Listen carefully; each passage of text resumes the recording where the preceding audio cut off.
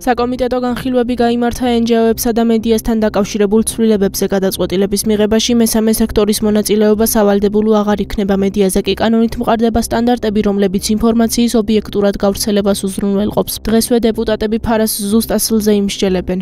Იმისათვის, რომ ვინმე მსილი არ დაგწამოს, რომ ჩვენ გვინდა რომ ჩავერიოთ მაუწყებლების საქმიანობაში და მათ მიმართ თქვათ ჯარიმების ან გაფრთხილებების მექანიზმები მომენტალურად ყოველგვარი დროის მიცემის გარეშე ამოქმედდეს. 2025 წლის 1 ივნისამდე ჩადენილ დარღვევების შემთხვევაში პასუხისმგებლობა რა თქმა უნდა დაეკისრება, ანუ გაფრთხილება ჯარიმა გამოყენებული იქნება, მაგრამ მაგალითად გამოტანილი მიღებული ჯარიმების შესახებ მიღებული გადაწყვეტილებები აღსასრულებლად არ მიექცევა. ეხლა მექანიზმი იმუშავებს, დადგინდება პრაქტიკა და მათ შორის მაუწყებლებსაც ექნებათ შესაძლებლობა დაიცვან კანონი და რაც მთავარია უზრუნველყოფილი იყოს საზოგადოებისათვის ზუსტი და ჯეროვანი ინფორმაციის მიწოდება, დაცული იყოს ადამიანის უფლებები, თუ მათზე გავრცელდა არასწორი ინფორმაცია, ცილისწამებასთან დაკავშირებით სამოქალაქო წესით დავა, რა თქმა უნდა, იქნება გაგრძელებადი საბოლოო ჯამში ჩვენ უნდა მივიღოთ დაბალანსებული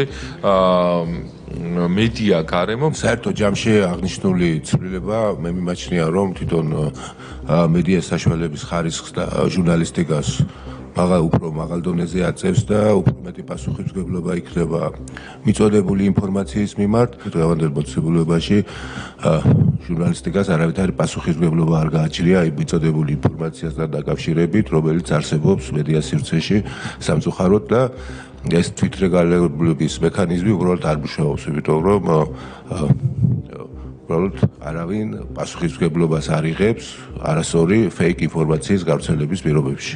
მნიშვნელოვანი არის, რომ მედიის მიუკერძოებლობისა და დამოუკიდებლობისათვის გარანტიები იქნას მიღებული, რომელიც ერთის მხრივ მაღალი სტანდარტით უზრუნველყოფს ჟურნალისტური ეთიკის ნორმებს და სტანდარტებს, ხოლო მეორეს მხრივ დააზღვევს გარე დაფინანსებისაგან, ვინაიდან ასეთ შემთხვევაში, როგორც წესი, მედიის მიზანი არის არა ინფორმირებული მოქალაქე და ობიექტური ინფორმაციის მიწოდება საზოგადოებისათვის, არამედ გარე დავალებების შესრულება, რაც ხშირ შემთხვევაში დეზინფორმაციისა და ცილისწამების გავრცელებასთან არის დაკავშირებული. ამიტომ ვფიქრობთ, ეს ინიციატივა მნიშვნელოვნად გააჯანსაღებს მედია გარემოს საქართველოში.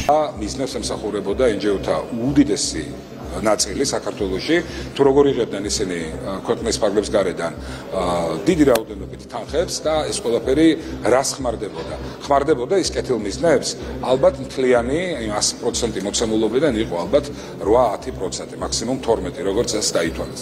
დანარჩენი 88% აი ამ რესურსისა ხმარდებოდა ანტისახელმწიფოებრივ ქმედებებს, ეკლესიის ლანცხვას, მოლოტოვის კოქტეილების გაკეთების ტექნიკის შესწავლას ახალგაზრდებისთვის. ის პირები, ვინც ხალხის ნებით, ხალხის არჩევით არ წარმოადგენენ კონკრეტულად ნდობით აღჭურვილ პირებს, ისინი ვეღარ მიიღებენ უშუალოდ გადაწყვეტილების მიღებაში მონაწილეობას, თუმცა ეს იმას არ ნიშნავს, რომ შერჩევის ეტაპზე, საკითხების და წინადადებების გაცვლის ეტაპზე არასამთავრობო სექტორს რაიმე კუთხით ექნება შეზღუდვა.